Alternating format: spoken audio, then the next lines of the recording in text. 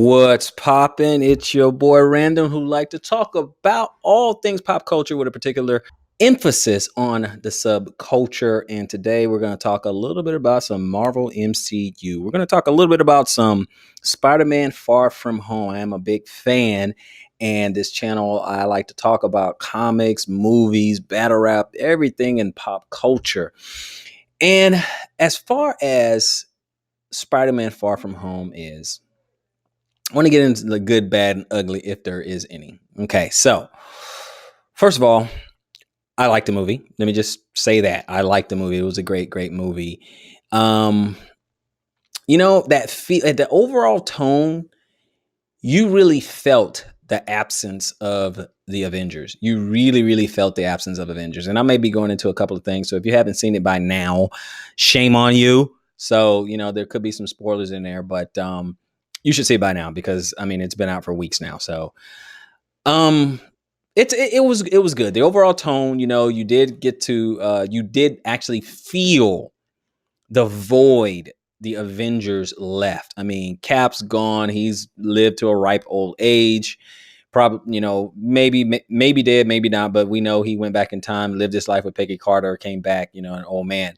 We know what happened to Tony Stark, and if you don't, shame on you. Where the heck have you been if you don't know what happened with Tony Stark in Endgame? Gee, come on, get with the program.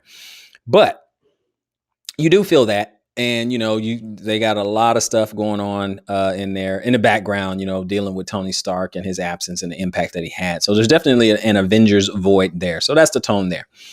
It did explore Peter Parker and being a high schooler and, having, teenage issues, just want to spend time with MJ, stuff like that. I like that because it was, in that age bracket and stuff. You don't have to always worrying about, saving the world. He is a kid.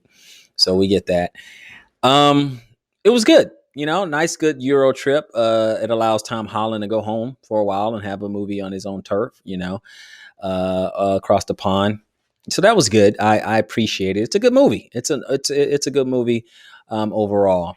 My thing with Mysterio, it's a good villain, and he's a notable villain. And I know many of us are probably wondering when are some of the more recognizable classic villains in his rogues gallery that he have. Mysterio is one. He is one of those guys and stuff. But people want to see Green Goblin. They want to see Venom. They want to see Lizard. They want to see in this iteration. I know that we know they're over there, in the other companies, but we want to see it what the MCU will do with them, and I think they're coming down the pike. So far we got Mysterio and we've got Vulture. So not bad. There's a lot, there's a lot of others. I know we got a little preview of Shocker and stuff like that. So as far as villain goes, not bad, not a bad choice of villain. But here's my problem. My only problem with Mysterio is this. I know his abilities, his illusions and stuff like that.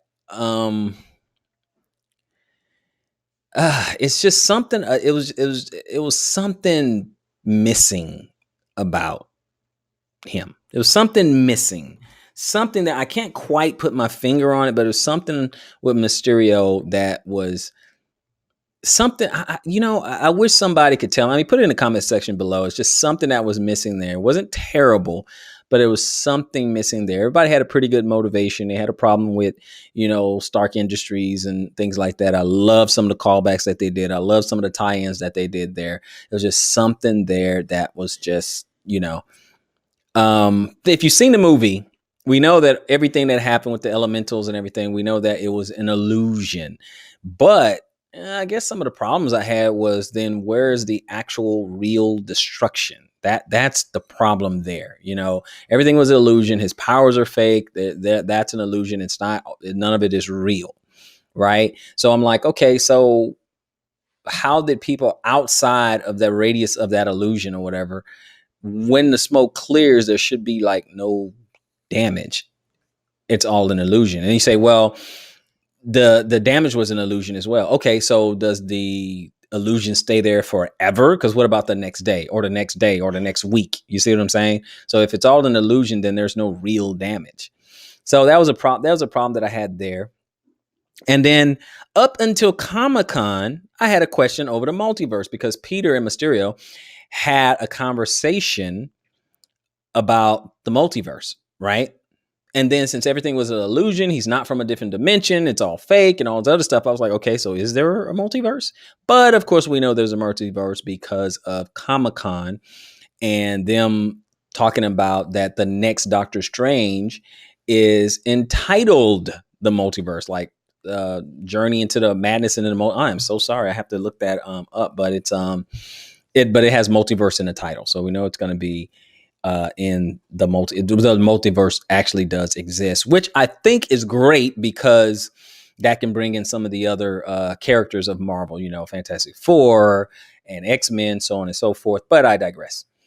At any rate, I think it was a good movie. I think it was a good villain. I think they did well. Something missing. Had a few questions there, but overall it was good. It gave us some of the classic characters. Brought back some of the characters, brought back Happy, Aunt May's there. It's great. It's good. I like that.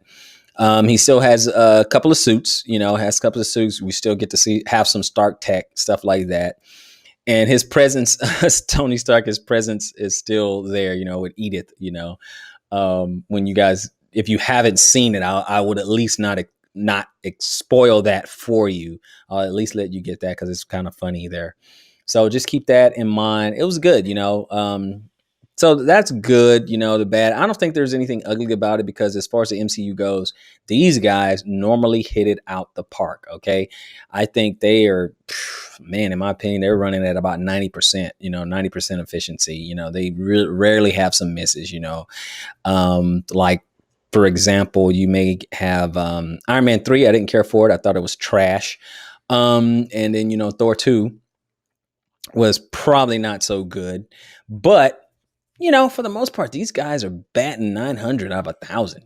These guys are doing really good. So I don't really have anything ugly to say about it. It's a good movie, worth the watch. Very much part of the MCU family. And I just think it's incredible. So you guys tell me what you think. Those are my thoughts. I would love to hear what your thoughts are. Put them in the comment section below. Comment, like, subscribe, and I'll see you on the next video because this one is over.